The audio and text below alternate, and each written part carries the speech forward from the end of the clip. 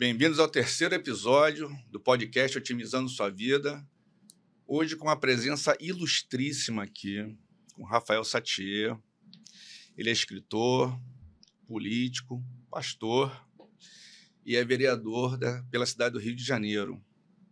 Um dos mais votados e hoje com uma grande penetração. Você vem já deputado estadual na próxima eleição, Rafael? Não. Bom dia.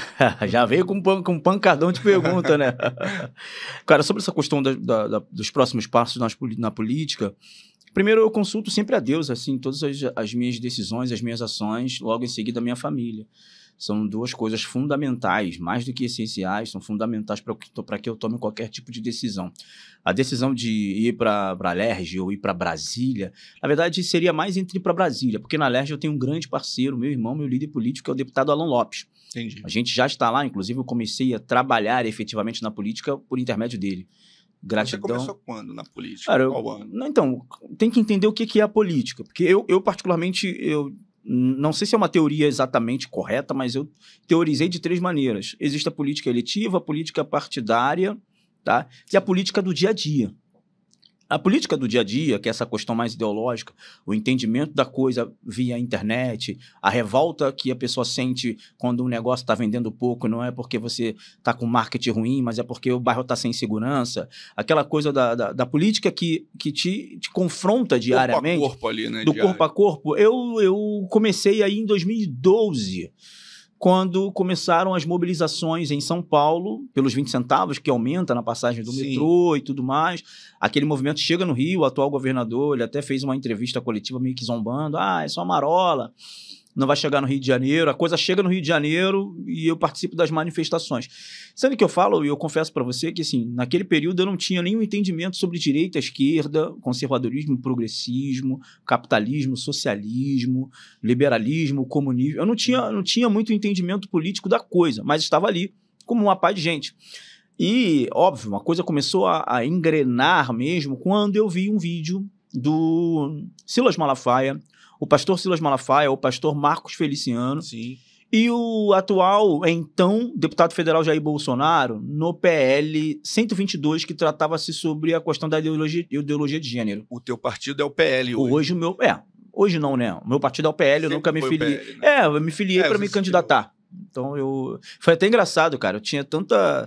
Eu não tinha tanto entendimento sobre a política partidária, que é uma coisa muito profunda também, que chegou um dado momento que eu falei, cara, se é para ser candidato, tipo, isso em 2024, já no ano da eleição, eu preciso me filiar ao partido. Me filiei ali no período e tal, um pouco antes, evidentemente.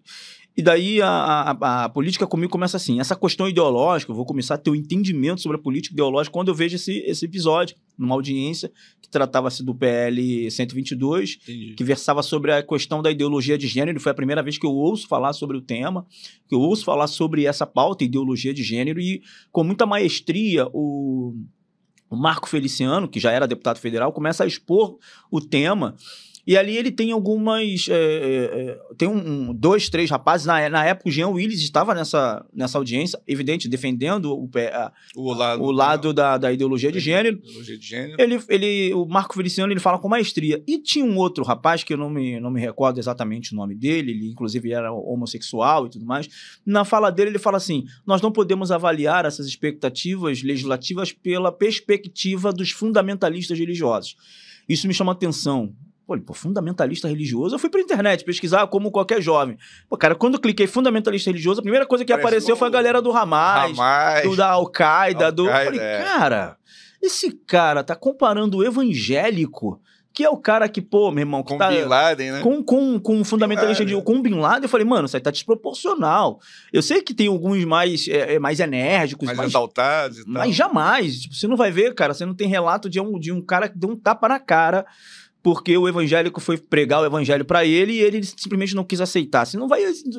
Nenhum palavrão. Eu vejo muito assim o pessoal que é da política e também está lá com seu ministério ou também pratica, né, atividades como pastor, né, ou até como uma coisa que você tem ali um direcionamento para você poder justamente tratar mais dos costumes. O pessoal leva muito para esse lance de tolir, ou de proibir, ou de que é certo ou de que é errado. Mas eu vejo mais pelo lance dos costumes. É igual você falou, existem uns mais exaltados e tal. Sim. Mas eu vejo mais pelo lance dos costumes. A cultura, a maneira como vai viver, cada religião, ela vai trazer essa ideia de método ou metodologia de como a pessoa vai cuidar da sua própria vida. E tá tudo bem. Acho que... Mas quando eu vi aquilo, fundamentalista religioso, me chamou a atenção. Falei, pô, eu não sou esse fundamentalista religioso. E na época, o Jair Bolsonaro, deputado federal, quando o Silas Malafaia começa a falar, a Érica Cocai, que também estava na audiência, ela é uma deputada federal do PT ou do PSOL, são esses dois partidos de extrema esquerda, ela levanta e sai, porque as argumentações do Silas Malafaia, e isso também me chamou muita atenção, eram muito técnicas, precisas e fundamentadas. Ele estava dando assim, argumentos científicos, depois argumentos cristãos, religiosos, e depois argumentos constitucionais, dentro da própria Constituição. E aquilo eu falei, caraca, eu não sabia que um pastor dominava tanto esse tema. Que abrangia tantos segmentos. Tantas camadas. Tantas camadas dentro do... Ele não estava dizendo assim, eu sou evangélico e eu discordo disso. Não era isso. Peraí, a questão de costume evangélico fica para quem é evangélico. Questão de costume islâmico fica para quem é islâmico. Católico fica para quem é católico. Cidadão é cidadão. E a questão da Constituição, ela fala mais alto do ponto de vista de uma convivência coletiva, socialmente falando. Você não vai determinar regras no seu condomínio por questões religiosas. Perfeito. Entendeu? E você entende o seguinte, como você falou, você não tinha muito essa noção do que era direita, esquerda, comunismo, capitalismo, tal, liberalismo, tudo isso. Então você acha que a internet, nesse tempo para cá, de 2010 para cá, você acha que a internet que foi a grande massificadora, propagadora, que pôde divulgar essas ideias, de colocar, por exemplo, a gente tem aquela expressão que o pessoal usa muito, que é o pobre de direita, né? Que são as pessoas que estão naquele lance de não ter uma formação direito, porque às vezes não tem tanta oportunidade ou não teve condição, né, econômica, talvez, para estar num bom colégio ou numa faculdade e tal, mas a internet proporcionou isso a essas pessoas, né? Rubens, a internet foi um marco, cara. A verdade é que a internet foi um marco na história política mundial e global. Sim, é verdade. Global. O primeiro político a ganhar uma eleição via internet, que é a época das redes sociais, a rede social que era mais pujante, mais acessada era o Facebook, o primeiro político foi o Barack Obama, que é um político, diga-se de passagem, democrata, logo progressista, entende-se aqui pela linguagem política brasileira, esquerdista. Entendeu? Então, se for o primeiro político a ganhar uma eleição majoritária, foi um esquerdista, ou seja, eles entenderam primeiro o poder da internet, a direita veio depois. Sendo que aí você tem uma série de perseguições e situações que vão acontecendo ao longo desse período, com o advento da internet, né? Pô, a gente não sabia o que era Fundo Monetário Internacional. Essas siglas FMI, STF, CNJ, Senado, Congresso, Câmara... Hoje o pessoal sabe até... quantos são os ministros do STF, antigamente o pessoal não sabia nem quem era. Exatamente. Sabia quem era o time do Flamengo, exatamente, o time do Palmeiras, exatamente. Mas hoje em dia você tem lá o pessoal sabendo quem são essas pessoas. Esse fator de comunicação, que a gente comunicação underground ou comunicação informal, isso foi fundamental para o processo do povo, processo de conhecimento do povo, e eu me insiro dentro desse contexto. Então, ali pela internet, você começa a entender as ideias, aí galera fazendo vídeo na rua, questionando esquerdista. Antigamente, cara, a minha mãe falava assim, aconteceu isso. Falei, mãe, é verdade mesmo? É verdade, passou na televisão, passou no jornal, né? E isso é interessante porque é o seguinte, a gente vê sobre o lance da fake news. O pessoal fala, fake news. Agora, eu quero até perguntar às pessoas que estão nos vendo aqui se elas tinham esse comportamento também. Eu tinha um comportamento que às vezes eu ficava vendo televisão e eu via lá o Jornal da Band, o Jornal Nacional e tal. Aí tinha coisas que eu via que o jornalista lá falava na bancada lá e tal, só que ele ia até determinado ponto. Aí eu falei, pô, tá, mas e aquela parte que interessa mesmo? Cadê? O cara vai falar, agora ele vai falar. Agora, aí o cara nunca falava. Ou seja, apesar de haver essa propagação grande de fake news hoje, que eu também não sei o que é fake news também. O que é fake news? Quem determina o que é fake news? Essa definição ainda é meio confusa, né? Mas, enfim, o que eu vejo mais é que a internet deu essa condição do cara que ficava ali só do lado de cada tela, falando, porra, cara, ele não falou daquilo, ele tinha que ter falado daquilo. Hoje, você fala assim, pô, o cara da internet vai lá e complementa. É isso. O cara vai lá e fala aquele detalhe que o jornalista ou omitiu por algum interesse, ou não falou por até desconhecimento, né, da pauta que ele está ali, ou até por interesse também da própria emissora ou da própria coisa. Na maioria das vezes, a última opção é a opção mais latente no que diz respeito à própria emissora. O interesse da própria emissora é de não expor toda a verdade. E isso realmente, assim, você quebra o monopólio da informação. O monopólio da informação foi quebrado no mundo inteiro. Inclusive, esse é o grande detalhe. É óbvio. O próprio termo fake news ele foi cunhado pelo Donald Trump à CNN. Entendeu? Então, se você pode dizer, e eu categoricamente afirmo, que o primeiro presidente a ganhar uma eleição foi um presidente esquerdista dentro da internet, e se eles perderam o domínio da pauta da internet é por um motivo que talvez eles precisam estudar, eu acredito que seja o motivo entre falar a verdade e falar a mentira. Ponto. O Donald Trump foi primeira pessoa, também presidente dos Estados Unidos, que quando a fake news fala, quando a CNN fala uma mentira, ele fala, isso é fake news. Foi a primeira vez que usou esse termo. Aqui no Brasil, o termo é usado para perseguir políticos da direita, para perseguir políticos ligado mais ao rótulo, né? O inquérito das fake news, inclusive, que está aberto por um ministro do Supremo Tribunal Federal, cara, ele é o inquérito mais longo da história. Começou lá com o Cláudio Dantas. Começou há 6 anos atrás, cara, essa parada. Começou com o antagonista, né? Começou com... Aquela matéria do Felipe Moura Brasil, chamado Blogueiros de Crachá. Sim. 6 anos com inquérito aberto, irmão. Que isso? Até o Elon Musk parece que tá dentro desse inquérito. O Elon Musk, o homem mais rico do mundo, cara. É complicado. Tá dentro desse inquérito. Então, assim, o monopólio da informação foi quebrado e eu sou fruto disso. Olha que loucura. Eu não tenho família de sobrenome político. Nascido e criado no Complexo do Lins, no Morro do Encontro, na favela do Jacarezinho, vendo um monte de coisa pra cima e pra baixo, perdendo amigo pro tráfico, gente morrendo, gente indo pra prostituição. O advento da internet e essa questão da informação chegando mais rápida, ela fez com que a gente tivesse um aprendizado também muito mais rápido sobre determinados temas, que se dependesse do William Bonner, a gente ia esperar 10 anos, 20 anos para aprender isso. Porque na hora da meta-notícia, do momento importante que você lá esperava... Dá o lead lá, mas não dá... Esquece. O complemento, né? Esquece. E outra coisa, é no complemento que está a informação principal, aquela que constrói. Não é a manchete. Não é a manchete. A manchete, muitas vezes, é usada para denegrir. O que está no conteúdo ali é o que constrói. Eu vou até aproveitar esse gancho seu aí, para justamente falar assim, eu queria que você falasse um pouco da tua trajetória. Sim. E falasse também muito sobre o seu livro, que ele fala de empreendimento, de empreendedores, né? E especificamente de empreendedores de pessoal da favela, das comunidades, que isso que eu acho mais sensacional. Inclusive, assim, o motivo de eu querer estar com você aqui, de te entrevistar, é justamente a respeito dessa tua sacada. Boa. Que viu aí nas comunidades e nas favelas, esse potencial que a gente tem hoje, mercadológico, empreendedor, de tudo isso. Porque, como eu já te falei, a gente conversou um pouco ali fora, eu estou escrevendo um livro no qual o 3º capítulo eu cuido disso, eu cuido da formação acadêmica, eu cuido da parte de empreendedorismo, do cara também conseguir uma carreira vitoriosa, e você é um exemplo disso. Cara. Você é um exemplo disso não só na política, mas também na vida.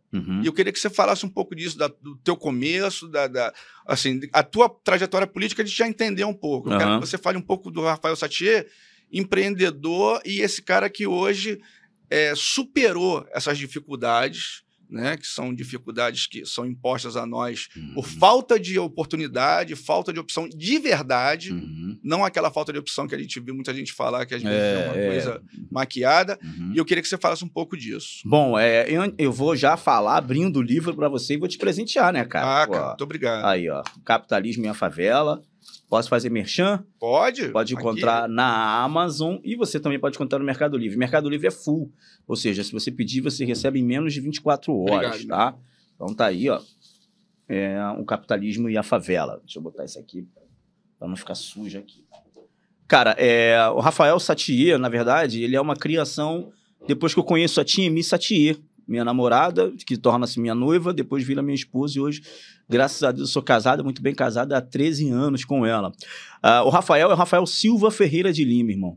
É o Rafael lá do Morro do Encontro, do Complexo do Lins, e que fazia uma divisão de moradia na favela do Jacarezinho, porque eu sou o caso clássico da família desestruturada das favelas cariocas. Certo. É o pai que faz o filho em várias mães, em várias mulheres, não assume essa responsabilidade, e a mãe que fica ali como mãe solteira criando os seus filhos. Nada contra o meu pai, mas verdade seja dita, eu amo meu pai de paixão, eu tenho um carinho, como diz a palavra de Deus, honra teu pai e tua mãe, mas... O fato é esse, eu fui criado dentro de uma família desestruturada, onde tinha ausência paterna por N motivos, prisão, enfim. Você tem irmãos também? Eu tenho irmãos, eu tenho parte de mãe, eu tenho mais 4 irmãos, né? E meu pai, eu tenho mais 2 irmãos. Então, no total, são 6 irmãos, que aí que hoje eu convivo com todos eles, estou sempre próximo de todos eles, né? Eu tenho um irmão que encontra-se no sistema penitenciário, no complexo de Jericinó, Bangu, está preso.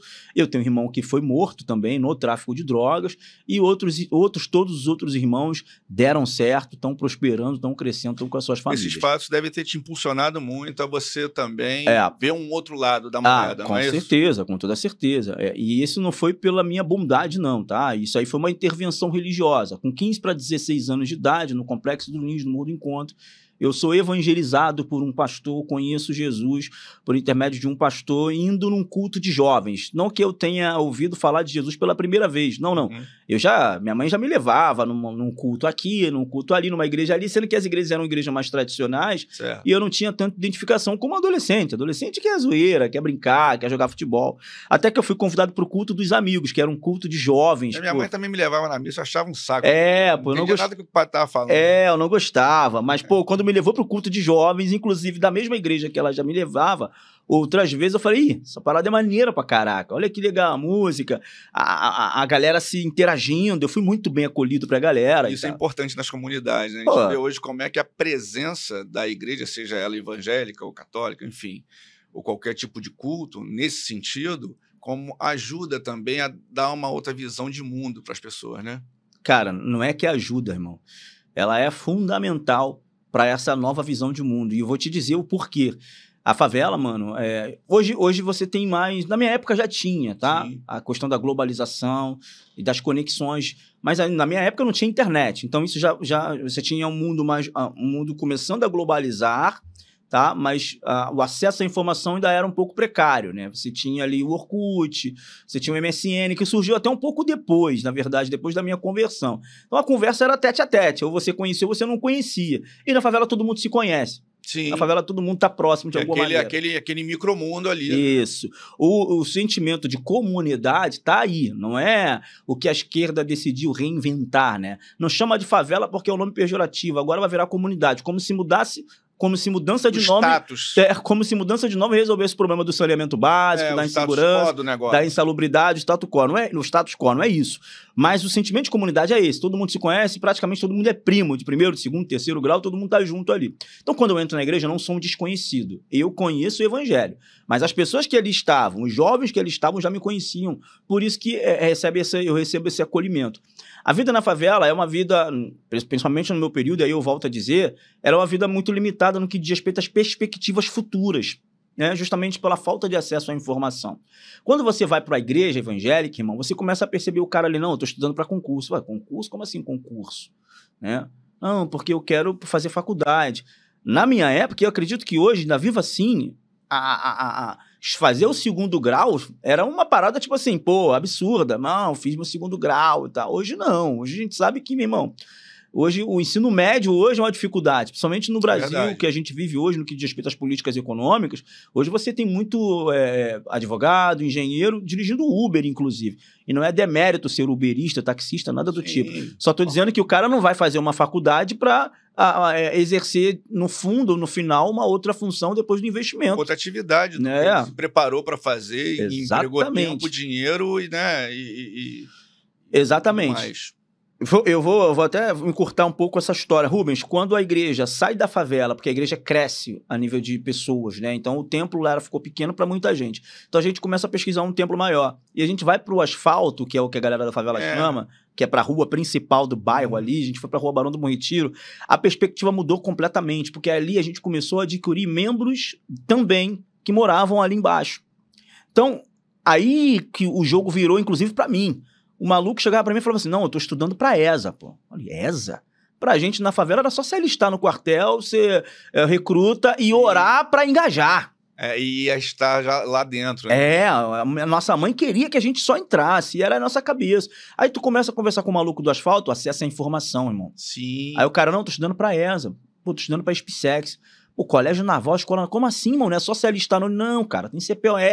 Você começa a relacionar-se com pessoas que é filho de advogado, que é filho de médico. E isso aí é interessante você estar falando. A igreja é fundamental. Isso de verdade é esse lance do asfalto e da favela. É isso. Né? Quando você tem acesso a coisas realmente que, pô, vão te fazer construir alguma coisa. É óbvio, pô. Aí uma informação e tal, porque a gente sabe isso, eu já comentei isso, inclusive, em outros podcasts aqui, que a classe média, ela tem essa mania muito de ficar ali encastelada naquela situação dela que eu sou formadora de opinião, tem acesso às escolas e tal, e ela esquece que é o pessoal, né, pobre e tal, que elege.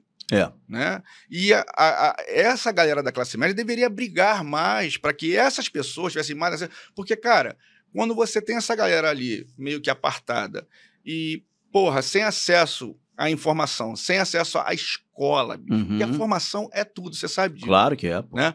Então, assim, sem acesso à escola, você cria uma legião hoje que, igual a gente está vendo, a gente tem hoje 70 milhões de analfabetos funcionais. Sim. No país. É alarmante. Então, isso é alarmante, né? Rubens, eu acredito esse problema não é nem a classe média.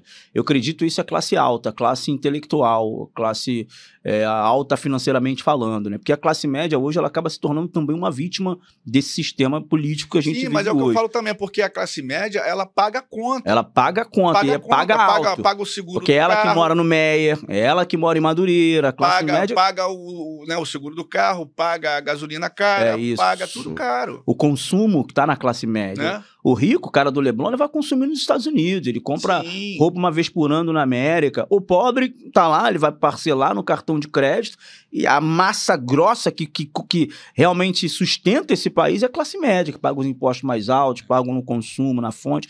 Mas voltando a esse assunto, então eu conheço e me conecto com muitas pessoas, por isso que eu digo, a igreja evangélica, a religião como um todo, seja igreja evangélica, igreja católica, seja a religião de matriz africana, seja o candomblé, o espírita, o kardecista, ela é fundamental para a conexão de pessoas, cara. As pessoas, elas... Porque tem aquele espírito de grupo, exatamente, né? E mais ainda, cara, de inclusão. Exatamente, exata. A igreja evangélica, na minha visão, é uma das maiores responsáveis pela ascensão do povo preto. Lá na igreja evangélica, você vai ter pastor de 10 mil pessoas negão. Diferente de políticas identitárias que os movimentos esquerdistas e identitários, né, que é o movimento negro, tenta impor nas empresas aqui. Tem que botar um preto, porque não.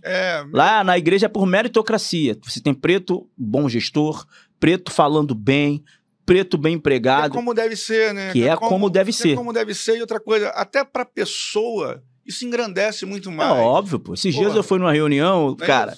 Totalmente. Eu fui numa reunião esses dias lá na Cidade das Artes. Cara, a reunião era interessante, né? Ela era uma reunião de gerentes de bancos negros. Falei, caraca, maneiro. Pô, um monte de gerente de bancos negros e tal.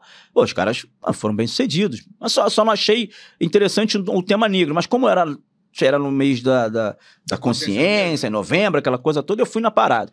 Cara, quando eu cheguei lá, eu me surpreendi negativamente. Todo mundo chorando. Tipo, os caras estavam se sentindo muito mal. Porque alguns foram por política de cotas dentro do trabalho, no Banco Santander, e outros não. E aí, cara, os caras estavam se questionando do seguinte, eu conquistei isso aqui por meritocracia, e tem gente subordinado a mim achando que eu tô aqui por cota, e não estão me legitimando e não estão reconhecendo a minha autoridade no trabalho. Essa palavra aí é tudo, legitimando. É isso, pô. É isso. É isso. E aí você vai... Por isso que teve uma juíza que sofreu injúria racial na cidade de Campos do Goytacazes, e eu, como vereador no Rio de Janeiro, sou presidente da Comissão de Combate ao Racismo, a comissão permanente. Embora sejam jurisdições distintas, a sede da OAB no Rio de Janeiro, a gente moveu a ação e representou no Ministério Público contra um advogado branco que cometeu injúria racial com uma juíza preta. Irmão, a juíza é a maior instância do judiciário, Ou seja, a mulher estava no topo da cadeia alimentar e sofreu racismo. Por que isso acontece?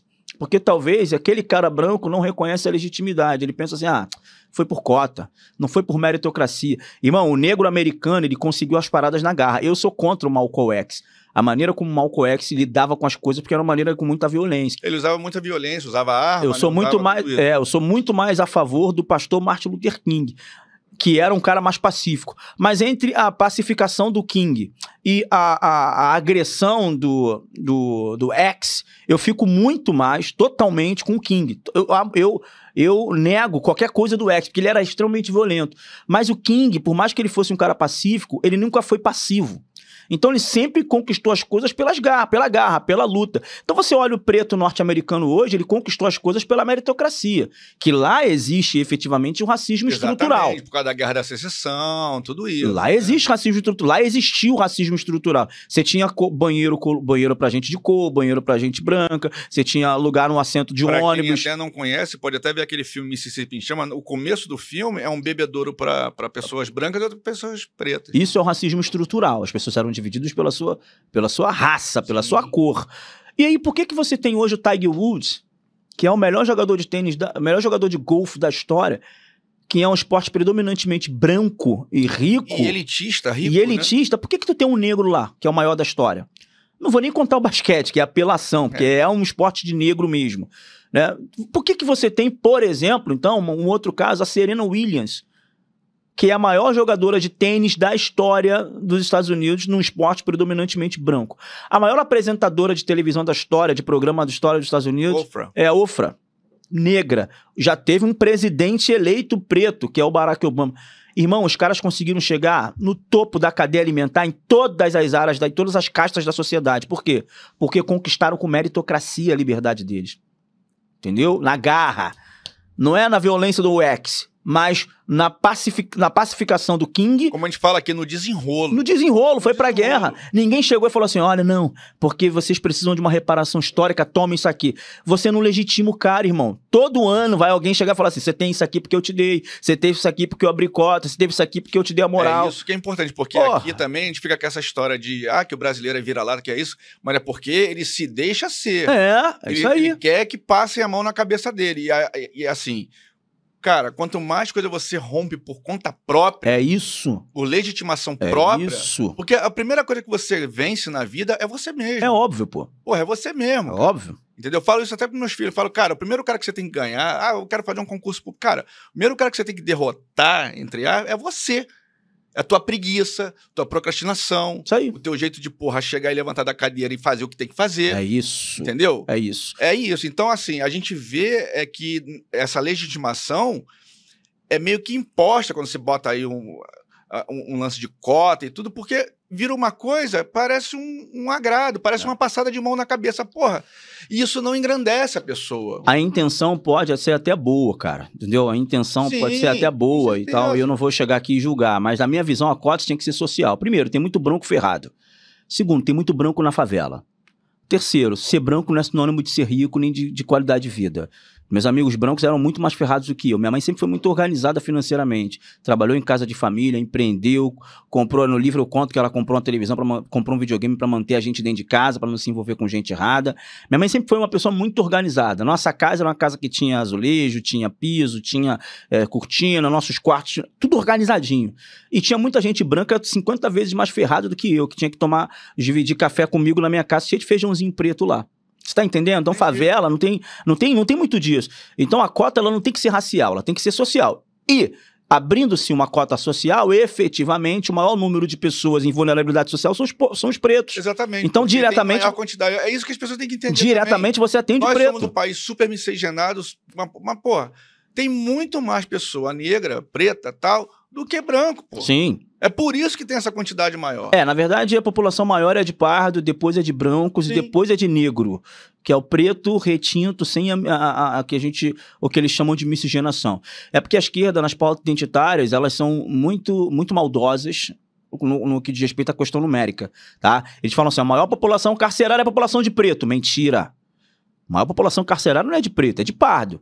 Na tua certidão você pode ser pardo, mas depois que tu fica preso pela polícia, tu vira preto. Por quê? Porque aumenta o número de gente preta e isso fortalece a narrativa esquerdista justamente nessas pautas identitárias. O preto que sofre mais. Hoje é a narrativa, não é? O grande problema hoje é a narrativa, que foi quebrada pela quebra da hegemonia da informação antes do advento da internet, depois do advento da internet. E aí é que... Irmão, essa galera lucrava. Essa galera, irmão, eles eram reeleitos e reeleitos. Credibilidade e credibilidade. Você não tinha um maluco que chegava do nada, um negão desse sem família, sem estrutura, pô. Tô contando a minha história pra vocês aqui, pô. Sim. Eu aprendi tudo que eu sei, cara, na igreja, irmão. A igreja, pra mim, é fundamental. E é por isso que eu faço essa defesa de valores dentro da Câmara Municipal.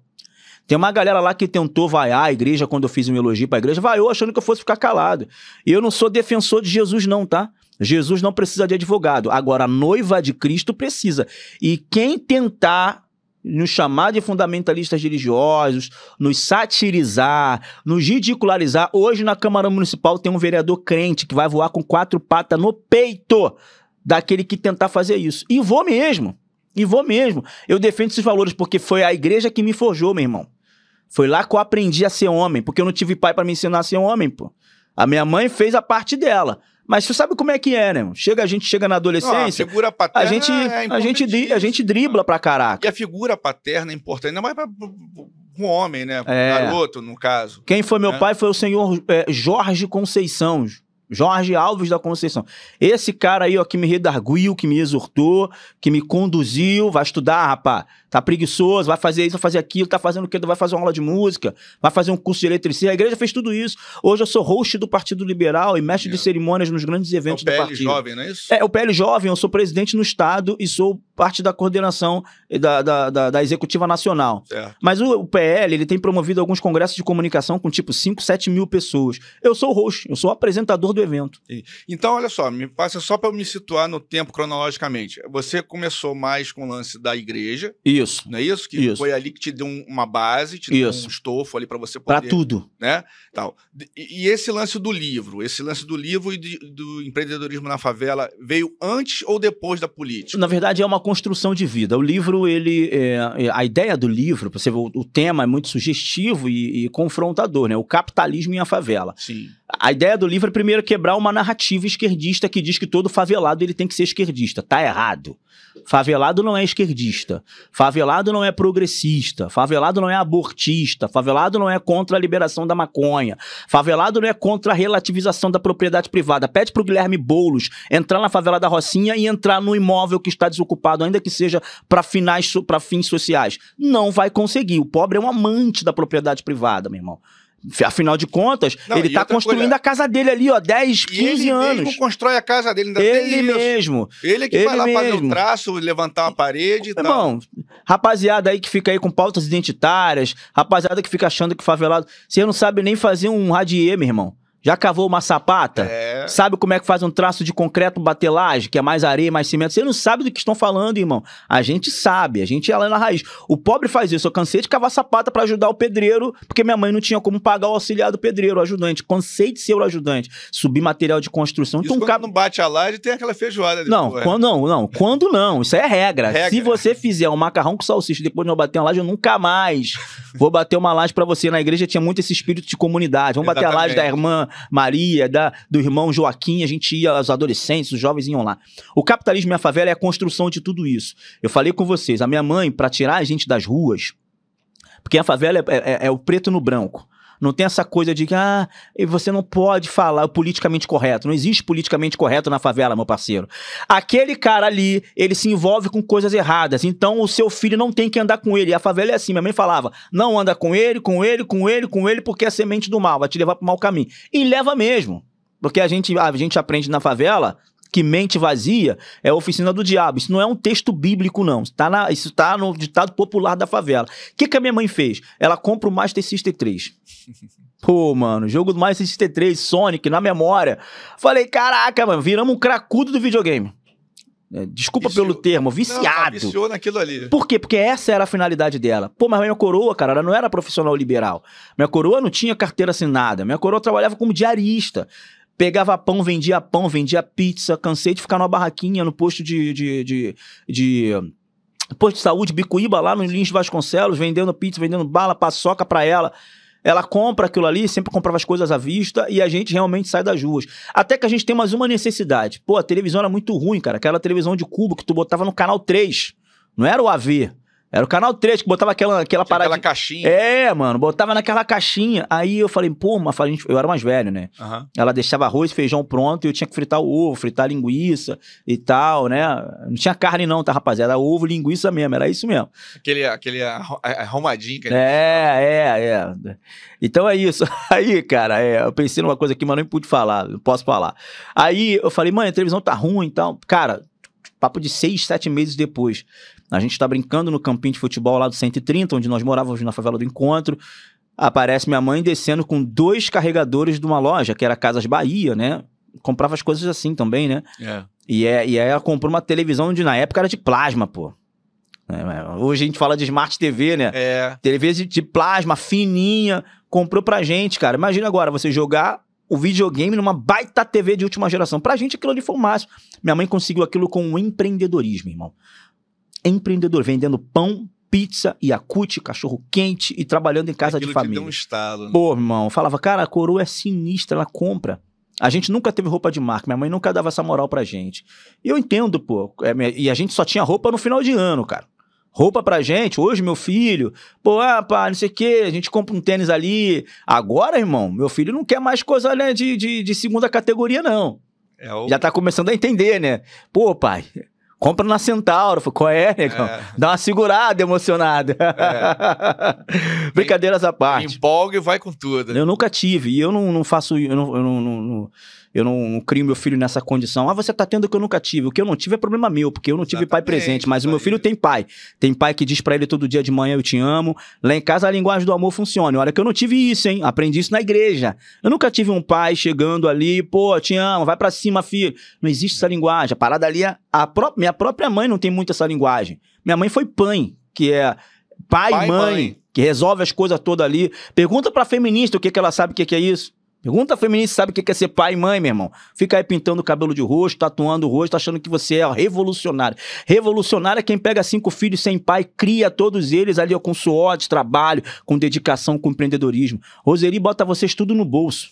Bota tudo no bolso. Com certeza. Então, cara, o capitalismo e a favela vem disso. Eu vi que tudo que a minha mãe conquistou não foi pelo Estado, não foi por bolsa disso, bolsa aquilo, auxílio aquilo, foi por ela, pô. A casa que nós tinham 2 quartos, uma varanda, sala maneira, cozinha maneira, tudo no azulejo, tudo organizado. Demorou tempo, porque obra de favela ela é uma obra a longo prazo, vai fazendo por etapa. A grana falta de um lado, segura, vai fazendo, faz um pedacinho. Isso, fora as vezes que perde foco, porque a minha mãe tinha que se relacionar. Minha mãe era uma mulher. Então ela tem namora com uma pessoa aqui, aí tem um padrasto ali, aí desfoca um pouquinho, porque o cara, não, vamos morar em outro lugar. Aí vai morar em outro lugar, o relacionamento não dá certo, volta pra favela de novo, aí volta naquela estaca zero. Se ela dependesse só dela... O pessoal também aparta muito isso, deixa muito estanque esse negócio do relacionamento humano. O pessoal esquece disso. Esquece disso. Porque tem todo esse contexto também, Tem, cara. Pô, tem. Não é só o lance da grana, não, o lance pô, não. Cara... Dentro das favelas, da comunidade lá, cara, o relacionamento humano importa muito, assim, E a igreja vem mais uma vez, Rubens, porque se você fizer... E aí é o que eu tenho, que é uma ideia de um próximo livro, que é o Conservadorismo em a Favela, que as células conservadoras dentro das favelas são as células religiosas. Hoje você pega uma família religiosa, seja cristã, protestante, que são os evangélicos, católicos, espíritas e candomblecistas, geralmente a religião, ela prioriza a formação da família, pô. Eu saio da favela porque eu caso, irmão. O casamento me tirou da favela. Você tá entendendo o progressista maldito que fica dizendo que a família, ela é o mal dessa sociedade? Os progressistas malditos, eles dizem que o casamento e o patriarcado é o que rebenta com a sociedade. Vocês estão malucos, irmão. Foi o casamento que me possibilitou sair da favela. Juntei minhas coisinhas, que a minha esposa juntou as coisinhas dela e a gente alugou uma casa também no asfalto. É isso que acontece. E outra... Eu falo muito sobre relacionamento. Você precisa... Porque o casamento, ele faz com que você construa. É óbvio. Minha mãe solteira.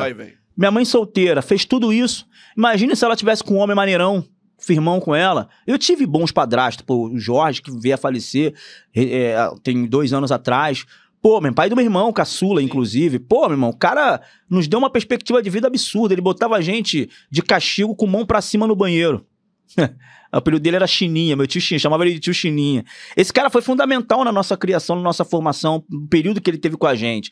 E minha mãe voou, decolou. A gente foi morar em Jacarepaguá na época, na Praça Seca. Sim. Eu tô falando da Praça Seca dos anos 2000, pô. Foi ali que eu fui ter TV a cabo. Olha o acesso à informação. Ali eu fui ter TV a cabo. Aí eu comecei a entender, assistir jogo da NBA. Comecei a assistir Sport Center. Eu me apaixonei por NBA por causa disso. E aí eu me apaixonar por NBA me fez me apaixonar pelo inglês. Porque você começa a citar nome. Kobe Bryant no auge, pô. Aquele... Quer falar o nome certo, pô. Não, aquele Los Angeles Lakers dos anos 2000, 2001, 2002. Aquela geração de Shaquille O'Neal, Kobe Bryant, Derek Fisher. Pô, eu comecei, eu falei, caraca, tem coisa para além do Campeonato Brasileiro? Tem. Você tá entendendo, irmão? A molecada da favela precisa desse acesso.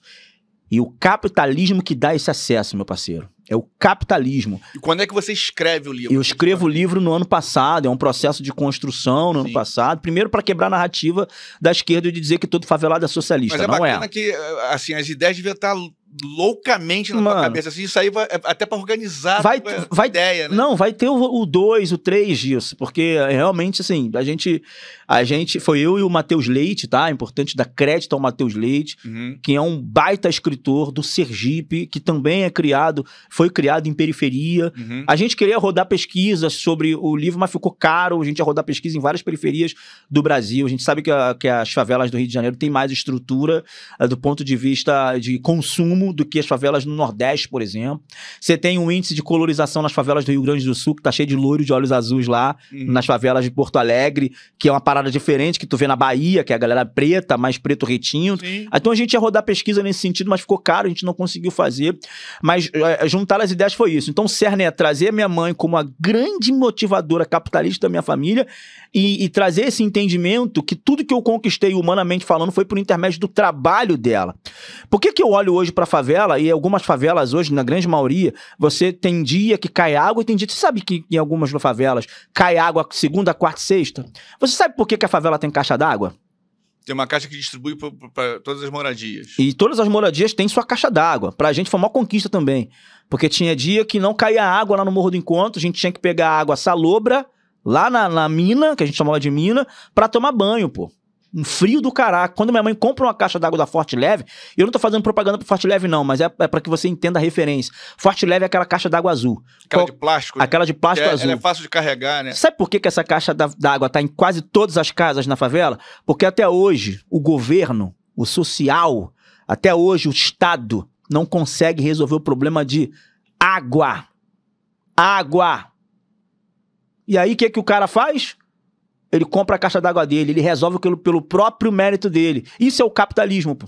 Sabe onde ele compra a caixa d'água da Forte Leve? Dentro da loja de material de construção dentro da favela, porque é mais barato. Sabe por que a loja é mais barata na favela? Porque não é produto ilícito de caminhão que virou, não. É comprado com nota fiscal. Mas sabe por que o custo favela é um custo muito mais barato do que o custo asfalto? Porque a vigilância sanitária não vai lá. Porque nem sempre ele abre um alvará. É importantíssimo você falar, cara. Ele não abre o alvará. Porque ele não tem, por exemplo, um auditor fiscal da Fazenda ou do Ministério de Trabalho importunando ele de 15 em 15 dias, como aconteceu comigo quando eu abri minha hamburgueria, que foi também uma revolta, foi por isso que eu decidi entrar pra política, e depois eu posso contar se tiver oportunidade. Sim. Ah, então, Satia, você é contra a sonegação de imposto do cara que tá na favela? Não, não sou contra. Mas peraí, se o governo não consegue botar nem saneamento básico lá, se o governo não consegue levar nem água para aquela galera, ele tem que cobrar mesmo. A vigilância sanitária tem que ir lá para ver se a especificação do rejunte ela tá de acordo com as regras. Ah, é? Ah, é? Se o ralo tem que estar de ponta a ponta para o escoamento de água da cozinha. Ah, é? Tem rato lá, meu irmão, até hoje. A água ainda cai segunda, quarta e sexta. Vocês não resolveram um problema de saneamento básico de cocô, de bosta, que foi resolvido na Europa 2 séculos atrás. E vocês querem cobrar imposto dessa galera? O custo favela é muito mais baixo porque tem menos intervenção estatal. Ponto. E isso é a base do capitalismo. Menos Estado e mais empreendedor. Singapura é e assim. Aí que dá Nova York é essa... assim. E é por isso que você tem o capitalismo e a favela. Sim. Tudo que o favelado tem, Rubens... É diferente, não é? Daqui, do que rola no asfalto aqui? Pô, totalmente, pô. Tudo que o favelado tem é fruto do capitalismo. Essa perspectiva é interessante pra caramba. Pô, hoje nós estamos num mundo globalizado. Não tô falando de globalismo, tô falando de globalização. Eu sim. detesto o globalismo. OMS, OMC, ONU. Essas pessoas que não foram eleitas por ninguém só estão querendo subjugar outros países e derrubar a soberania nacional. Eu detesto essa galera. Agora, globalização, esquece. Na minha época, eu falava assim, o celular que lançou nos Estados Unidos vai demorar pra chegar no Brasil. Era assim. Hoje não, pô. O moleque do Complexo do Alemão, ele tem um iPhone 16 Pro Max, pô. Tem, pô. Não é de roubo, não. Ele comprou, pô. Comprou parcelado. Ele tem a Smart TV que saiu nos Estados Unidos, na China, ele tem aqui também. Tem lá um negocinho dele lá dentro da favela, é que ele trabalha, ele ganha a grana dele. Ele ganha a grana dele.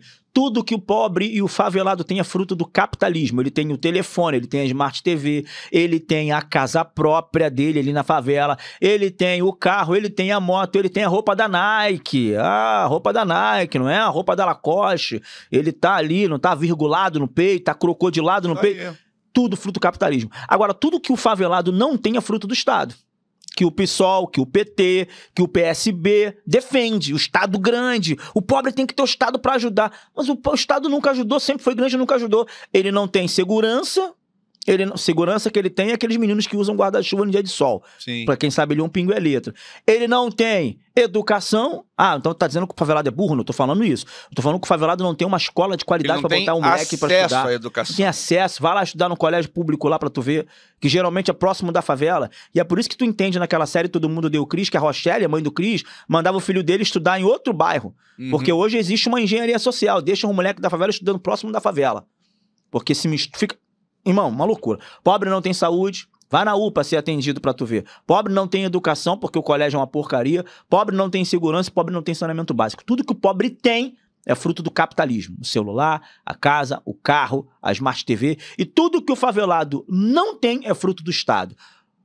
A segurança, a saúde, a educação e o saneamento básico. Aí eu te pergunto, Rubens, o favelado é capitalista ou ele é socialista? Ele é capitalista, porque ele quer... É igual o pessoal faz com índio, povos originários. Lá, porque é o seguinte, o cara quer achar que o índio quer ficar ali de cocar e tal, e ser meio aquele zoológico humano, mais ou menos, né? Ele quer uma Hilux, turista ir lá e ver a cultura. Ele pode muito bem manter a cultura dele, ele pode viver numa casa boa, ele pode ter acesso a saneamento básico, a internet, tudo isso. Então, é mais ou menos a mesma coisa. Exatamente. Mas por quê que algumas instituições e ONGs, a organização não governamental, quer manter os índios naquela condição? Porque senão nem elas existiam. Porque eles nem existiam. Isso é um projeto de perpetuação de poder. E aí eu te pergunto, por que o PSOL, o PT, o PSB, os partidos de extrema esquerda querem que a favela continue sendo a favela?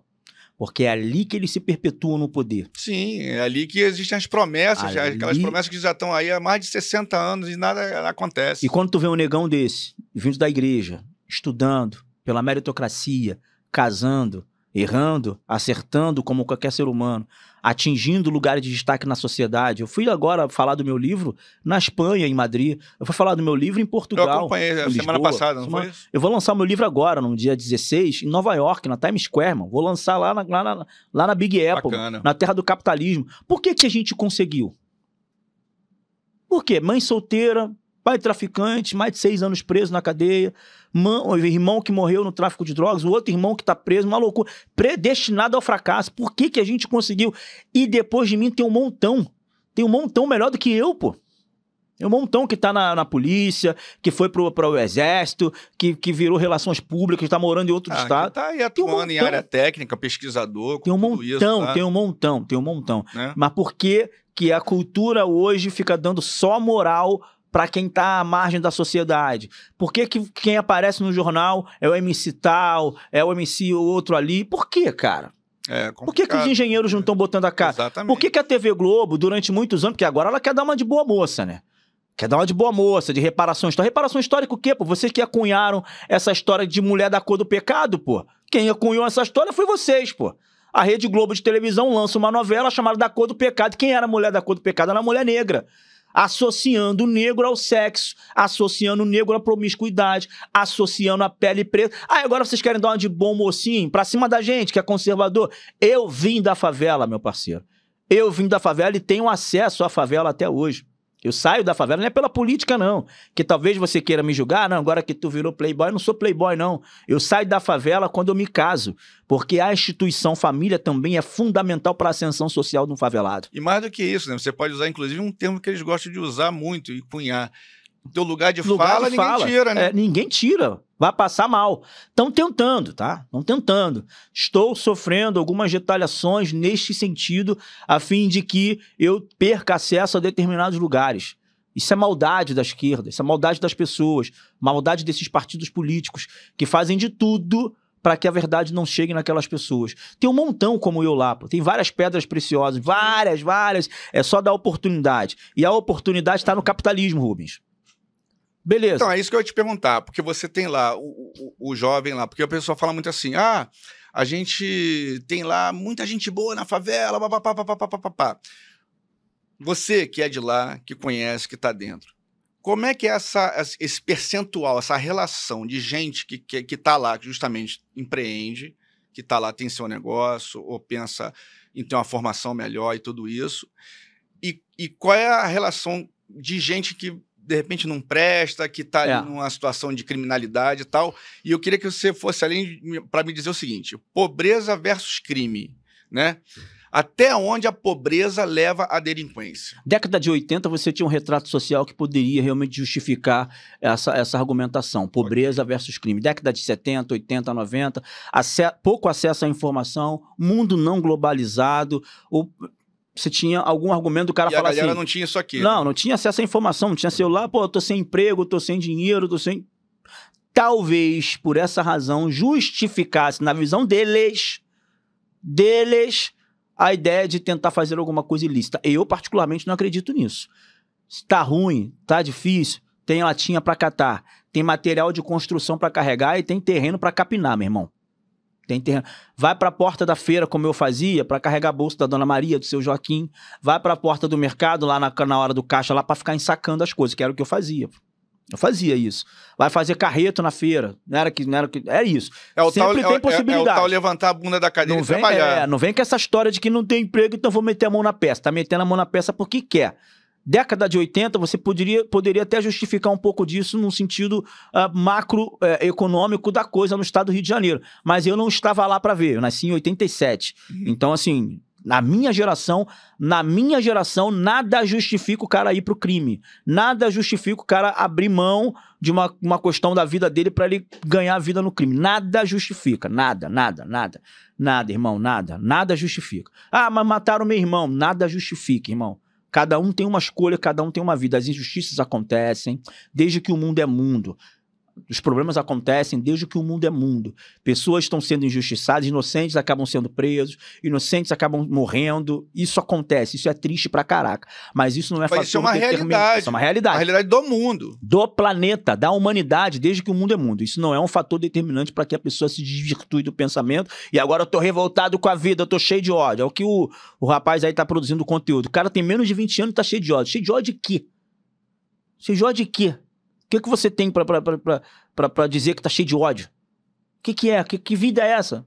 Tem menos de 20 anos. Beleza. Se diz injustiçado e tudo mais. Então... Teve até o caso lá da bolsinha da menina essa semana, que o cara falou lá e tal, enfim. Então, para responder a tua pergunta, Rubens, a grande maioria da favela é formada de pessoas honestas. Sendo que o Martin Luther King tem uma máxima, né, cara? E o Burke também tem essa máxima, que é o pai do conservadorismo no Reino Unido, ali na Inglaterra. E o pastor Martin Luther King, ele diz que o que incomoda ele não é o barulho dos maus, mas é o silêncio dos bons. Então, o Burke fala sobre um pouco dessa maioria silenciosa. Então, a maioria das pessoas que moram na favela são honestas.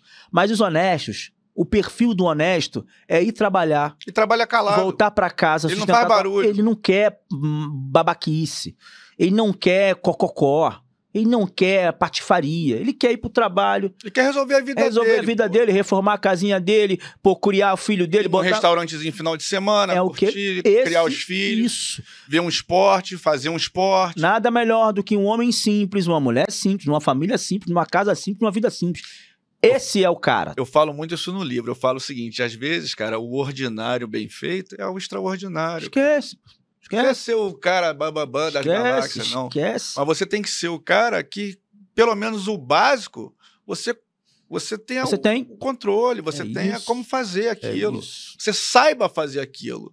Né? Eu acho engraçado hoje, a gente às vezes vê a mulher dando ordem na mulher, na outra pessoa que é empregada, ou empregado dela, e ela mesmo não sabe varrer. Ela não sabe que para varrer tem uma técnica. Ela não tem experiência. Não tem experiência. Então assim, eu fico muito perplexo vendo essas coisas.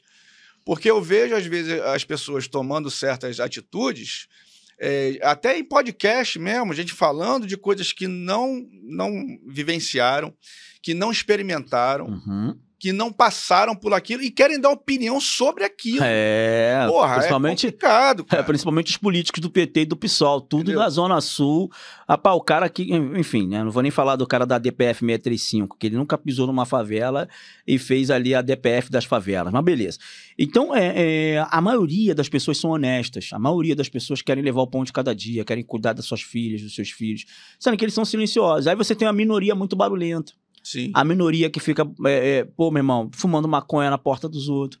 A minoria que fica ouvindo música alta, com palavrão, com palavras de baixo calão, com hipersexualização das crianças. Quer dizer, hipersexualização das mulheres. E a sexualização precoce das crianças. Tá no funk isso. É o bota-bota, é o senta-senta, é o chupa-chupa. O que a pessoa tá ouvindo ali vai se motivar a fazer? É complicado. Quando ele fala que o menor tá na Brasil para explodir o carro forte, o que ele quer fazer? Então, assim, a minoria é barulhenta. E é evidente que a minoria, ela acaba falando mais alto pelo barulho e também pela bagunça. O cara que tá na bagunça, tá na noitada, e aí ele acaba se envolvendo também ali com os caras da boca. Ele tá perpetrando isso, ele tá ali, ele faz parte da engrenagem. Tá multiplicando ele faz parte da engrenagem. Esse é o cara que faz o filho numa mina, pô. Entendeu? É esse cara aí. Esse é o cara. Não tô falando do bandido, não. Tô falando desse cara. Sim. Esse cara faz o filho na mulher. Aí a mulher anula a vida dela quando não passa pelo processo abortivo. E aí você tem um processo, uma coisa muito interessante na favela, Rubens. A favela é contra o aborto. Porque você tem uma densidade muito grande de vó criando neto. No Jacaré, quem me criou foi minha avó, pô. Meu pai tava preso. Você tem muito filho de vó lá no Jacaré e dentro das outras favelas. Por quê? Porque a avó não vai deixar. Não vai deixar fazer isso. Na maioria das vezes. Não vai fazer isso, não. E aí você tem esse ciclo vicioso, cara, que se perpetua, que fica se retroalimentando. Então, a maioria é silenciosa, a minoria é barulhenta. Para responder tua pergunta, 95% das pessoas que moram na favela são honestas. Querem levar o pão de cada dia, bebe sua cerveja no final de semana no bar do seu Joaquim. A dona faz o cabelo, faz a unha, eles vão pro pagode, vão pra missa, vai pra feira, vai pro culto. É isso. Esse é o ecossistema da favela. Agora, os 5% é um problema. Isso sem contar os bandidos. Eu não tô nem levando em consideração a questão da criminalidade. Sim. Eu tô falando de gente que quer uma vida boa, de gente honesta e gente que quer viver uma vida ali de qualquer jeito. Então, esses 5% que falam muito alto, eles realmente prejudicam o ecossistema de pessoas honestas dentro das favelas. Prejudicam. Porque são eles que saem do bar e deixam tudo sujo. São eles que jogam lixo no chão. São eles. E é óbvio que quando a gente fala sobre uma questão de responsabilidade social e de educação, a gente tem um processo geral que pega os 100% da favela. 100% de moradores de favela. Você tem um processo assim. Mas aquele cara que denigre a imagem da favela, aquele cara que mancha a imagem da favela é esses 5%. O restante são pessoas honestas, são pessoas que trabalham competentes. Infelizmente, às vezes, são as pessoas também que são mais projetadas, né, na mídia. Exatamente. E tudo mais. Exatamente. Tanto do lado ali da segurança pública, que é o lado lá da marginalidade, né? Que a gente vê todos os dias nos jornais aí, as notícias saindo de tráfico disso, daquilo, de matou, de roubou, de tal, roubo de carga, blá, blá.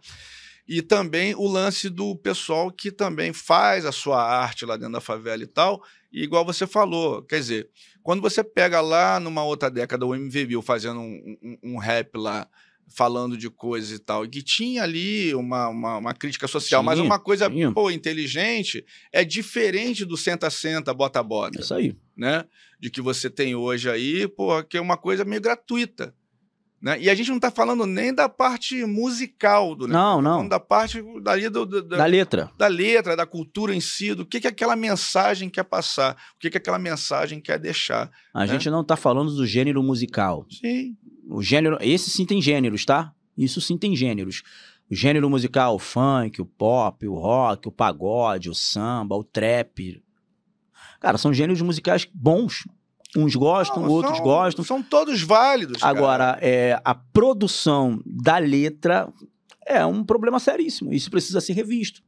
Entendeu? Isso não é racismo. Ninguém está querendo lutar contra a cultura da favela. Até, né? Censurar a cultura da favela, nada disso. Agora, o cara tem que ter um mínimo de responsabilidade, pô. Ele vai pegar a Glock dele, rajada, ele vai para a Avenida Brasil, vai invadir o carro forte. É isso que ele quer fazer? Então ele tem que se responsabilizar por isso, porque ele pode não estar fazendo isso, mas tem um monte de menor ouvindo aquilo ali fazendo. Porque ou que vai pensar em fazer. Porque a música te estimula. Pô. Ninguém vai pensar em fazer. Ninguém anda de skate ouvindo Mozart. Ninguém anda de skate ouvindo música clássica. Com certeza. Entendeu? Por que o cara, pô, meu irmão, anda ouvindo um rock? Porque aquela música motiva ele, a agitação, hip hop. Tu vai malhar na academia ouvindo música clássica? Tu vai ouvindo trap. A música é a trilha sonora da tua vida. Ela te estimula, irmão. Né? Ela te estimula. O que você escolhe pra você ouvir é a trilha sonora da tua vida. Aí você tem uma menina de 15, 16 anos que tá ali, pô, cara, bonitinha, podia estudar, podia estar lá, tá ouvindo. Eu vou sentar, que não sei o quê.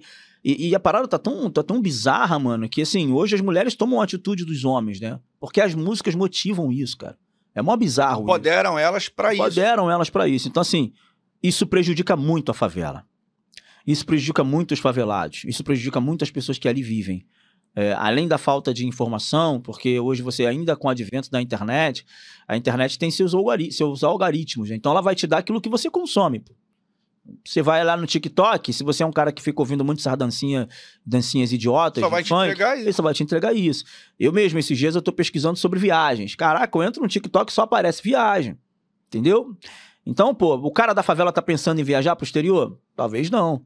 Mas você pode pensar, pô. Não é porque você não vai viajar agora que você não pode pensar. Minha primeira viagem internacional foi em 2008 e eu morava na favela. Para você conquistar, a primeira coisa que você faz é projetar aquilo ali, é sonhar sobre aquilo ali, querer aquilo ali, né? Provérbio diz, você é aquilo que você pensa que é, meu irmão. Exatamente. Entendeu? Então você tem que projetar. Começa na tua cabeça. Tudo começa no seu pensamento, nas escolhas que você faz. E é isso. No jeito como você se comporta, nesse negócio de você ser um cara proativo, de fazer e não querer que as pessoas resolvam para você, né? E o que a gente vê hoje nessa geração, eu já também comentei isso daqui, em alguns episódios passados, é que você tem uma geração hoje que é uma geração que não tem ambição.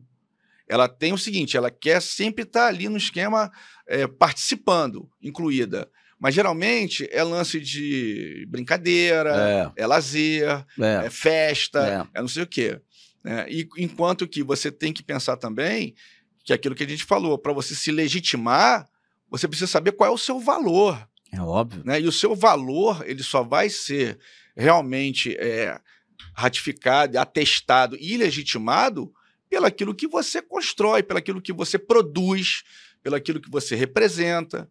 Né? Porque quando o cara canta essas músicas aí, o problema nunca foi a música, o problema nunca foi o batidão, nunca foi nada disso, entendeu? Quando eu era moleque eu escutava lá Beast Boys, escutava Run DMC, Public Enemy, tudo isso que era maneiro. NWA, que falava até... Pô, NWA, contra a polícia, inclusive. Polícia, tal, Body Count, tudo isso e tal.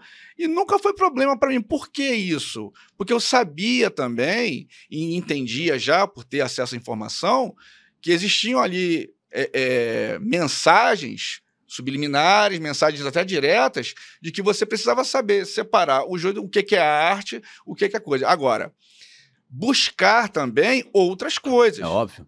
buscar também outros caminhos, outras interpretações para aquilo ali. E saber definir certamente que, apesar do cara estar cantando uma coisa, que aquilo é errado. Claro, pô. Né? Apesar de ser uma forma de entretenimento, que aquilo ali é errado. É errado, irmão. Se a gente puder colaborar para fazer uma coisa que seja construtiva, pô, não é melhor do que você fazer uma coisa que seja... Que isso aí, inclusive, atrapalhou todas essas bandas que eu citei aqui. É óbvio, pô. Quando elas ficaram muito radicais nesse sentido, né? E aí a gente volta àquela questão. E o que salvou elas foi o capitalismo. É óbvio, pô. Quando o Dr. Dre faz a empresa dele de coisa lá, igual o Tropkilla também tem, sim. Né? Do lance do estúdio dele de gravação lá e tudo, o que salva eles é o quê? É a venda de streaming. Exatamente. Né? Hoje é o Spotify. Hoje o MC Pose, o MC Uruan, eles, você pode questionar o que eles estão cantando, que é o que eu questiono. Sim. Você pode achar uma porcaria o ritmo, que muita gente acha, eu também não gosto. Eu gosto um pouco do trap, acho que o ritmo do trap é legal para você malhar, treinar e tal, alguma coisa desse tipo. A letra que tem que avaliar sempre, né? Esses caras estão faturando milhões, e vou te falar, tá certo. Eles faturariam milhões na Rússia? Não. No Irã? Não. Não faturariam. Só em sistemas capitalistas. Só em sistemas capitalistas e livres, democráticos. Será que eles entendem isso? Não fazem a menor noção. Então, não fazem a menor. Eles não fazem a menor. Na verdade, quando eu falo do capitalismo e a favela, é a quebra de uma hegemonia esquerdista e também é um autoconhecimento, porque a galera não sabe que é capitalista. Eles não sabem quem são capitalistas. Eles não sabem que conquistam as coisas pela meritocracia. Então, a ideia do livro é realmente... Porque assim, cara, olha só, a política passa. Eu estou vereador. Isso aqui é eterno, irmão. Vai queimar isso aqui? Isso aqui é eterno. Isso aqui vai estar lá. Daqui a 30 anos vai estar lá. Eu não sei se aconteceu com você, mas quando a gente escreve um livro, igual eu estou fazendo lá... Cara, é engraçado, porque eu nunca pensei em escrever um livro. Mas parece que você recebe, em determinado momento da tua vida, um chamado para você contribuir assim. Não, aquelas tuas ideias parecem que estão meio que no ar. Se você fala assim, porra, se eu não registrar isso aqui em alguma coisa, e o audiovisual ajuda hoje. Sim. Mas eu acho que o livro sempre vai ser uma fonte muito melhor de você fixar. É. Qualquer conhecimento, qualquer coisa, sempre vai ser o livro. A simbologia do livro, né, o histórico, o livro é milenar, né, cara? Então, assim, é fundamental a eternização de um pensamento. Porque, assim, até a nível de conteúdo de audiovisual também é relativo. Você tá com o teu celular e com um monte de foto, com um monte de vídeo que tu fala assim, não vou apagar, mas também tu não vai visitar. Tipo, tá lá. Tá lá. E daqui a pouco vem um vírus e acaba com tudo. Então assim, isso é uma coisa muito relativa. O livro não. Existem coisas que são perenes. E o livro é uma dessas coisas, né? Conservadora, ali, perene, que permanecem. Então a ideia de um livro é uma ideia eterna. Você eterniza a sua ideia. E é evidente, tá no livro, mas também tá lá no Amazon, no Kindle. Você pode baixar a versão online do livro, Sim, PDF, e-books, tem tudo. e-book. Aí você tem uma camada uma infinidade de possibilidades, entendeu? Beleza.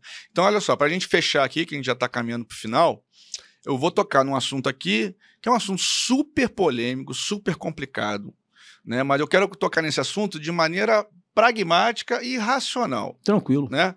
Que é sobre o seguinte, a desfavelização. As pessoas têm muito medo de falar sobre esse tema da desfavelização, que seria a eliminação de favela, de transportar basicamente acabar com eu tenho uma favela em tal lugar, eu vou acabar com aquela favela ali, transportar aquela população que era da favela para um outro local, e ali o governo, o Estado vai construir casas onde as pessoas vão ter lá o seu direito lá de propriedade, tudo direitinho, pagando por aquilo ali e tal, mas com saneamento básico e tal.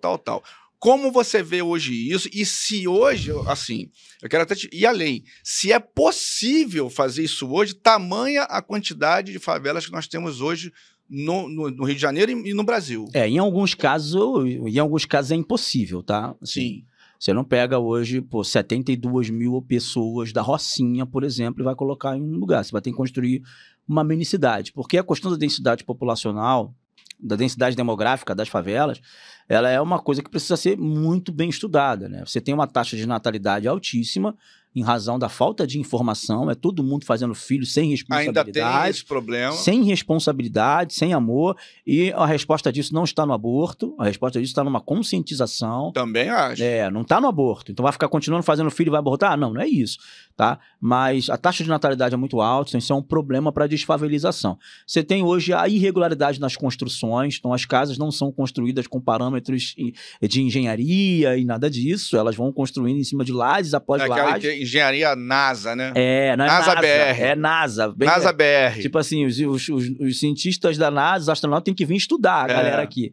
Né? Então você tem isso. Dentro de uma casa, vamos supor que existem 50 mil casas dentro da favela da Rocinha, sendo que você não tem, como na família de classe média ali, um filho, no máximo 2. Aí isso vai ter 4 pessoas dentro de casa. Geralmente a minha casa tinha 5. Então você tem 6, 7, 8 pessoas, ainda tem os agregados e tal, né? Então... Reurbanizar é uma solução? A reurbanização é uma boa solução. Tem um projeto, inclusive, de Carlos Lacerda, que o Carlos Lacerda, para mim, foi o governador conservador legítimo do Rio de Janeiro. Depois dele não houve. Ele era contra o regime militar, a progressão do regime militar, e ele brigou com os caras da farda, foi pra cima. Hoje você tem projeto de mobilidade urbana até hoje no Rio de Janeiro, que é o caso das linhas aí, amarela, vermelha, Aterro do Flamengo. Esse projeto de urbanização de Carlos Lacerda, Rio Guandu, que a cidade ainda vive isso, tá? A própria Avenida Brasil também tem um pouco de influência nesse sentido. Então, assim, algumas favelas é realmente impossível. Quando eu falo de Rocinha, por exemplo, as pessoas já se estabilizaram lá e há muita gente. Mas existem favelas que pode ser feito isso.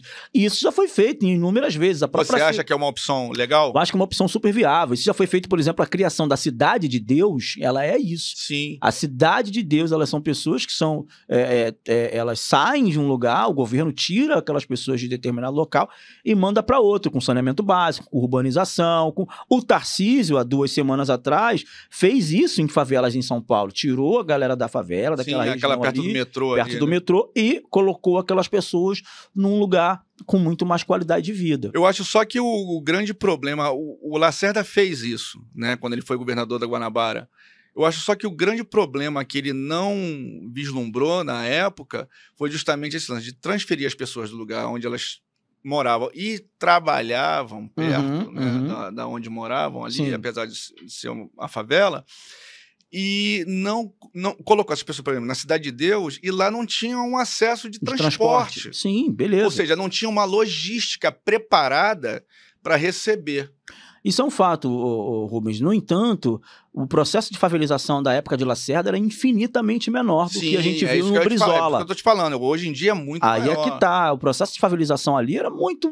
Cara, o Rio era verde pra caralho. Chegou a acontecer, né? No Parque da Catacumba, foi retirado. Chegou a acontecer lá na favela da Praia do Pinto, ali onde é o... Foi retirado. Onde é o Flamengo ali, era a favela. Selva de Pedra. Estava se construindo mesmo um mundo... Dentro do Leblon, né? E tirado. O que sobrou ali foi a Cruzada São Sebastião, justamente pessoas que moravam ali. E que é prédio. Né? E que também, se você tira a pessoa geograficamente do lugar e não muda a mentalidade dela, é um problema, porque a Cruzada São Sebastião, ela continua sendo um problema. Tem tráfico de drogas. Você tira a pessoa daquela insalubridade de favela, coloca em prédio, mas a mentalidade dela ainda é aquela, irmão. Ainda é aquela. Ô, fulano! Gritando alto. Música alta. Dentro do Leblon, o IPTU, um dos IPTUs mais caros da América Latina. Sim. Tá entendendo? Você tem que mudar a mentalidade das pessoas. Então, mas o processo de favelização, ele vem forte com Brizola, né? Volta a dizer, né? Os esquerdistas malditos, né? Progressistas malditos, que realmente onde coloca a mão fede, irmão. Onde coloca a mão da merda. Desculpa o termo aqui, palavra de baixo calão. Ou gente ruim pra fazer as coisas, sabe? Eles falavam muito disso, né? Favela é solução. Favela é solução? Pô, favela é solução? Favela é problema, irmão.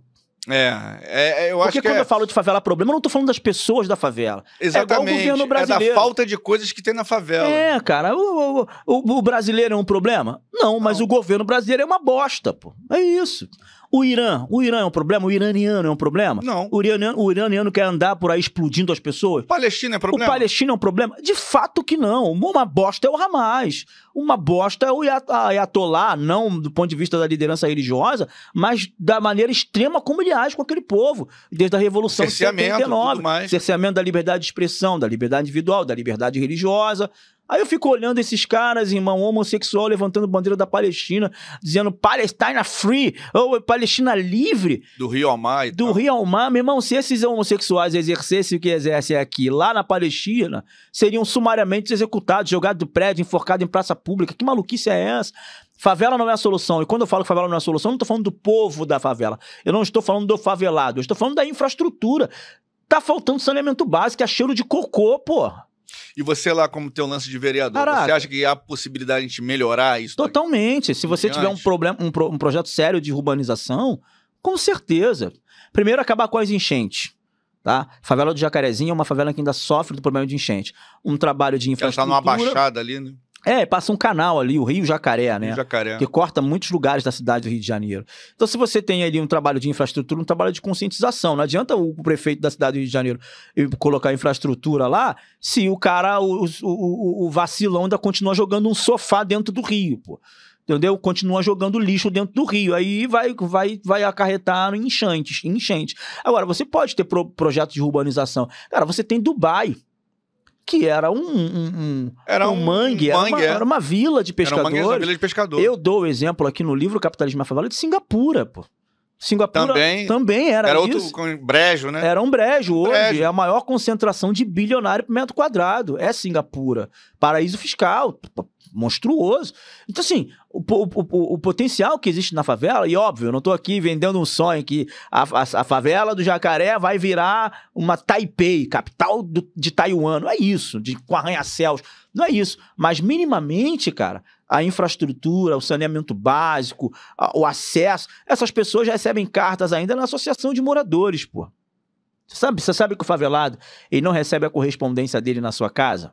Ele vai receber lá na associação. Aí ele tem que ir lá na associação perguntar, chegou a minha correspondência do Mercado Livre, da Shopee, tá aí? Ele vem e pega. É isso. É essa a realidade que o favelado tem. Então, quando você tem hoje Darcy Ribeiro, você tem o Leonel Brizola levantando um bebezinho preto, aquela cena icônica, né? Levanta um bebezinho preto e fala, favela é a solução. É como se, tipo assim, ó, façam mais filhos. Que isso, que isso é de uma irresponsabilidade sem precedente. Muito grande. O favelado médio, ele tem a capacidade de fazer um filho só e olhe lá, irmão. E olhe lá. Se minha mãe tivesse, e óbvio, eu não vou ser egoísta aqui, eu fui o mais velho, então não vou dizer se minha mãe tivesse só eu, mas se minha mãe tivesse somente um filho, talvez a qualidade de vida desse cara seria muito melhor. Pode ter sido Samuel, o Paulo Roberto, o Robson, a Ingrid, entendeu? Pode ter sido cada um deles, ou o próprio Rafael. As pessoas ali estão tendo 3, 4, 5 filhos, falta de educação, não é solução. Educação, informação tá errado. E acesso, né, às coisas. Tá errado, irmão, tá errado. E alguém precisa chegar e falar, eu tenho um lugar de fala. Vocês não criaram isso? Vocês não criaram essa coisa? Então eu tenho um lugar de fala para dizer que favela não é a solução, é um problema que precisa ser solucionado. E precisa de políticos sérios que entendam isso e que façam um trabalho a longo prazo. E da própria sociedade, como um todo, né? Óbvio. O ricão lá, o milionário, o bilionário, o classe média. Óbvio. Mas sabe o que o bilionário tá fazendo? O cara do Leblon, o cara de Ipanema, ele tá votando no candidato do PSOL. Porque ele é pissolista. Sim.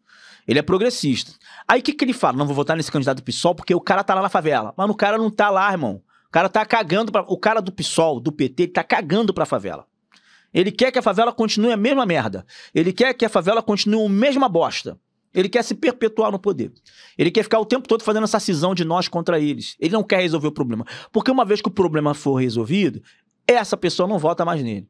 Então o rico tá sendo enganado, inclusive. É porque eu acho que chegou a hora também da gente mudar essa mentalidade para poder ir pra frente, né? É isso aí. Parar de olhar um fio pendurado e achar aquilo normal.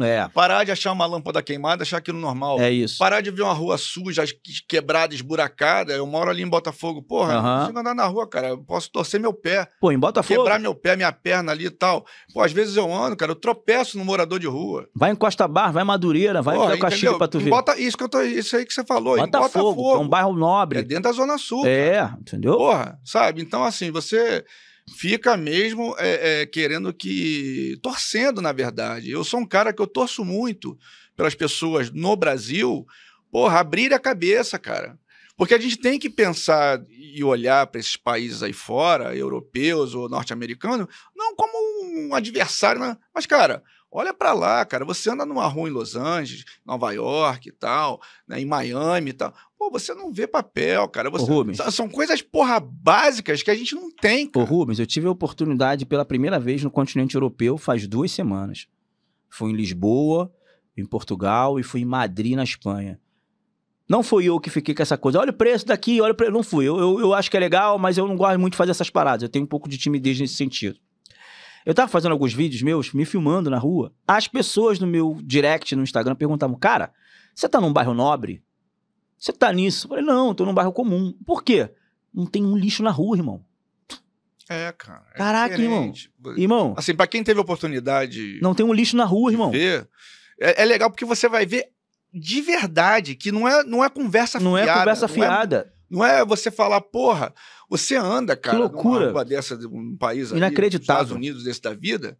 Claro, tem áreas óbvio. Inclusive até as áreas pobres lá do Brooklyn, lá, que eram... Porra, você vai hoje ali embaixo da ponte do Brooklyn, bicho. Porra, é lindo, bicho. Tem um parque. Um parque que você tem uma visão com restaurante, com cafés. Porra, não é muito melhor? Muito melhor. Do que você ter, porra, o cracudo no chão, a pessoa, o pedinte, né? O lance quebrado, quer dizer, vamos cuidar dessas pessoas, vamos criar um esquema social para justamente recolher esse pessoal de rua, para poder tratar dessa galera, que essa galera precisa de tratamento, de ser tirada da rua e tratamento. Sim. Entendeu? E assim...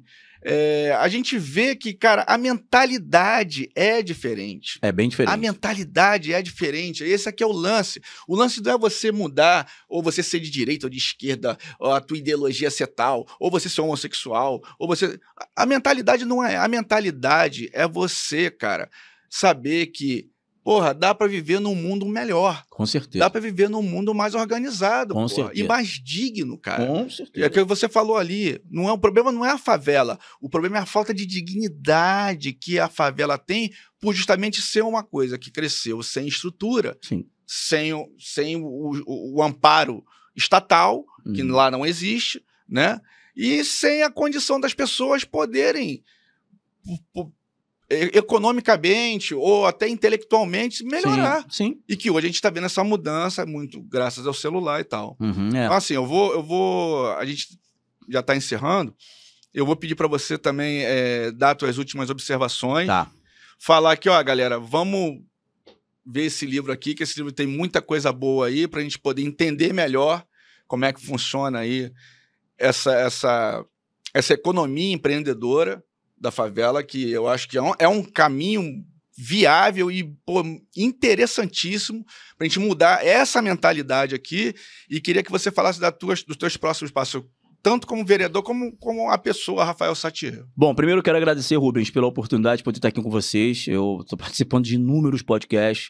E a maneira como você conduz, é uma maneira diferenciada, está de parabéns, continue assim. Acho que é importante, a gente precisa de informação, e quanto mais pessoas fazendo um trabalho informativo como o teu, melhor para a nossa sociedade. Capitalismo e a Favela é o meu livro, eu estou lançando agora o 2º livro. Na verdade, eu lancei agora um livro com o Hélio Negão, deputado federal, Negros em Movimentos. Eu sou coautor desse livro, escrevi um capítulo junto com o Fernando Holliday, Fernando Senzala, e o professor Dr. Ricardo também. Estou lançando agora pela editora O Mínimo. Eles ligaram para a gente pedindo um mínimo sobre favela. Então a gente está falando de um livro sobre o mínimo sobre favela. As pessoas precisam ter um entendimento sobre o que realmente é a favela, o ecossistema de dentro das comunidades ou das favelas. Sou vereador na cidade do Rio de Janeiro. Eu estou feliz com o que a gente tem feito. A gente tem recebido um feedback muito interessante do eleitorado e daqueles que também não votaram na gente. Eu vejo lá, você abre até canais para o pessoal falar contigo. Direto. Tem lá WhatsApp, pode ir no meu gabinete 604, na Câmara Municipal do Rio de Janeiro. Você vai lá, você vai na recepção, vai falar com a gente lá, tomar um café. Olha, as perspectivas é que realmente muitas coisas boas aconteçam. A gente está numa crescente política, a gente está representando as pessoas que confiaram o seu voto à nossa pessoa. Tem muito trabalho pela frente, a gente tem muitas pessoas na igreja, no nosso núcleo, no nosso ciclo social, nas favelas, que a gente ajuda com projeto social, e uma série de infinidade de possibilidades que a gente tem gerado para algumas pessoas também. A gente está aí com o Capitalismo e a Favela, né, e o Mínimo sobre a Favela, o Negro em Movimento. A ideia da gente estar lançando esses livros é para além da política, porque eu estou vereador. Eu não sou vereador. Eu não sou um concursado público ali com cargo vitalício. Muito pelo contrário, eu preciso da legitimação do povo a cada dia ali. No entanto, o livro ele é a eternização de um trabalho. Então, a ideia de lançar o livro é eternizar esse trabalho. Se você quiser conhecer, você pode buscar no Amazon ou na Amazon, e bem como no Mercado Livre. Então é isso aí, galera. Olha, a gente está encerrando esse episódio aqui. E eu quero te agradecer demais, Rafael, a tua presença, pô, e você ter aberto para mim, assim, que eu sou um cara que eu tô começando meu podcast, eu não sou um cara conhecido ainda e tal, e assim, pô, a tua presença aqui, o que você falou aqui hoje foi de extrema importância, assim, pra gente poder justamente tentar mudar essa mentalidade ou tentar mudar, assim, as pessoas para melhor. A intenção que eu tenho com o meu livro é justamente essa, é mudar as pessoas para melhor, em cima, inclusive, dos meus erros do passado e de tudo isso. Claro. Uma coisa que eu queria falar também é que, assim, eu tenho os 2 pés atrás como político, mas eu gostei muito do que ele falou aqui, porque ele foi bem direto, entendeu? Não senti falsidade e senti o cara firmeza. Então... Obrigado, irmão. Só disso daí, cara, assim, já valeu, assim, a tua presença como político. Obrigado. Porque a gente vê muito político aí dando volta, não respondendo as perguntas, não sendo direto, não sendo uma pessoa verdadeira. E aqui, cara, eu senti muita verdade em você aí. Eu acho que isso daí também conta pra caramba. É de gente assim que a gente tá precisando aí. Obrigado, irmão. Nos cargos eletivos, cara. Obrigado. Valeu? Bora pra cima. Deus abençoe, Rubens. Um abração, cara. Abração. Tchau e um abraço a todo mundo.